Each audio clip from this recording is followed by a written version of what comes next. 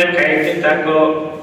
আর এই যে সামান্য সময় বাকি আছে, এর মধ্যে আমি 2 রাকাত নামাজ পড়ে নিব। সুবহানাল্লাহ। ইমাম বুখারী রাহমাতুল্লাহ আলাইহি যখন নাকি নামাজের নিয়ত করলেন, নিয়ত বান্দার পর কি করলেন, কত ইমাম বুখারী রাহমাতুল্লাহ আলাইহি চেহারা ছিল ফর্সা, ফকফকা ভাব, চাঁদের মতো উজ্জ্বল, এত পরিষ্কার। কিন্তু মাঝখানে যখন আসে তখন দেখেন ইমাম বুখারী রাহমাতুল্লাহ আলাইহি চেহারা নীলা হয়ে গেছে, কালো হয়ে গেছে। হায় হায়, কি অবস্থা, কি অবস্থা!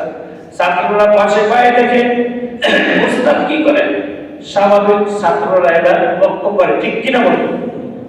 ইমাম বুখারী রাহমাতুল্লাহ আলাইহি দেখেন, হায় হায়, হুজুর তো নামাজে, কিন্তু চেহারাটা একটু কালা কালা, নীলা নীলা বর্ণ হয়ে গেছে। ইমাম বুখারী রাহমাতুল্লাহ আলাইহি নামাজ পড়তেছেন, নামাজের মধ্যে বুখারী রাহমাতুল্লাহ আলাইহি কোরআনের আয়াত পড়তেছে আর মজা পাইতেছে। সুবহানাল্লাহ বলুন। কোরআনের আয়াত পড়ে আর নামাজের মধ্যে মজা পাইতেছে।